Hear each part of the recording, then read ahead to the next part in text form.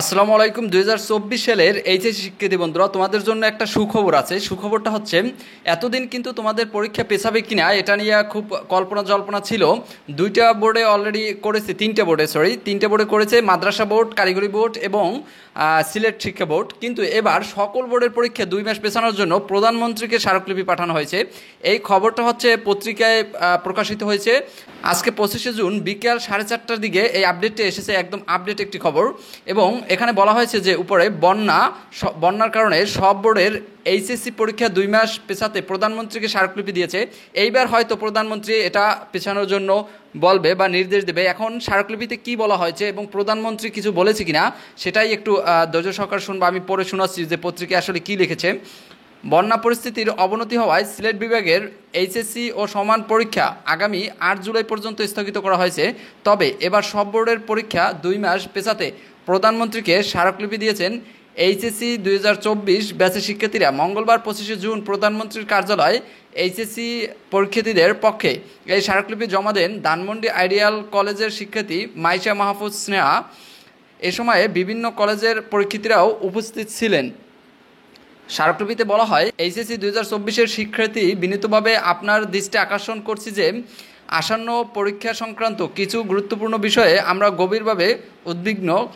এই পত্রের মাধ্যমে আমাদের দাবির সপক্ষে যুক্তি উপস্থাপন করছি এবং আপনার সদয় বিবেচনা কামনা করছি। আরও কী বলেছে আমি একটু পড়ে শোনাচ্ছি। এতে আরও বলা হয়, ভারী বৃষ্টিপাত ও পাহাড়ি ঢলে সিলেট, সুনামগঞ্জ ও মৌলভীবাজারের বিস্তীর্ণ এলাকা প্লাবিত হয়ে পানিবন্দী হয়ে পড়ছে 15 লাখের বেশি মানুষ। এর মধ্যে 30,000-এর বেশি আশ্রয়কেন্দ্রে ঠাঁই নিয়েছে। এবারের বন্যায় সিলেট নগরের 23টি ওয়ার্ডসহ 13টি উপজেলায় বৃহস্পতিবার 20শে জুন সকাল পর্যন্ত 9,57,448 জন বন্যায় আক্রান্ত হন। এদিকে দ্বিতীয় দফায় সিলেটের 489টি বিদ্যালয় বন্যা কবলিত হয়েছে। এর মধ্যে 226টি বিদ্যালয় বন্যার্থদের জন্য আশ্রয়কেন্দ্র খোলা হয়েছে। এছাড়া সুনামগঞ্জ জেলার বন্যা কবলিত হয়েছে 259টি বিদ্যালয়। এর মধ্যে আশ্রয়কেন্দ্র হিসেবে ব্যবহৃত হয়েছে 148টি বিদ্যালয়। এছাড়া বেশ কয়েকদিনের ভারী বর্ষণের চট্টগ্রাম অঞ্চলের বিভিন্ন নদীর পানি বেড়ে পানিতে তলিয়েছে টেকনাফ। যদিও পানি কেবল নামতে শুরু করেছে, তবুও বন্যা পরিস্থিতির উন্নতি এখনও দেখা যাচ্ছে না এই অঞ্চলে। এসবের পাশাপাশি ময়মনসিংহ বিভাগের বন্যা পরিস্থিতির চরম অবনতি হচ্ছে। বন্যা কবলিত রয়েছে বিভাগের নেত্রকোনা জেলার সহস্রাধিক পরিবার ও শত শত গ্রাম। এখন দেখো, এখানে আরও পরীক্ষার্থীরা বলেন, ছাত্রছাত্রীদের এইচএসসি শেষ করেই ভর্তিযুদ্ধে নামতে হবে। সারা জীবনের স্বপ্ন অল্প কিছু দিনের প্রস্তুতির উপর নির্ভর করে।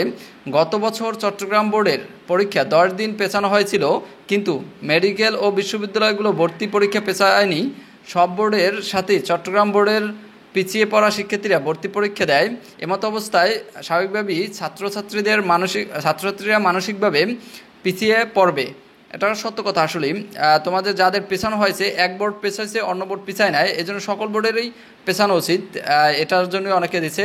এবং যদি এইচএসসি পরীক্ষা না পিছায় বা কারো পিছাইছে কারো পিছায় না এরকমটা হয়, সেক্ষেত্রে আবার ভর্তি পরীক্ষাও পেছানো উচিত।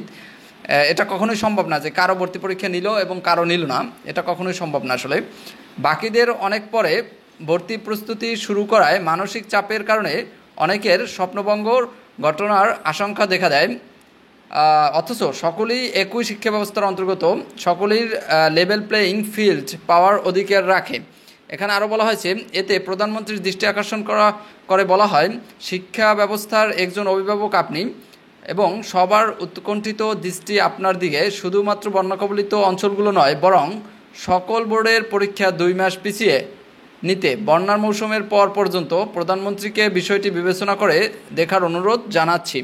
দেখো, এই পর্যন্তই বলেছে। এখন তোমরা মতামত দিবে যে আসলে কি ঠিক আছে তাদের স্মারকলিপিটা, নাকি তোমরা চাও যে পরীক্ষা হোক এখন, আর কয়েকটা অঞ্চলে বন্ধ থাকুক আর কয়েকটা অঞ্চলে হোক। কে কোনটাই চাও আসলে মতামত দিবা কমেন্ট বক্সে। আশা করি সবার পরীক্ষা যখনই হোক, পরীক্ষা ভালো হোক। সবার জন্য শুভকামনা রইল।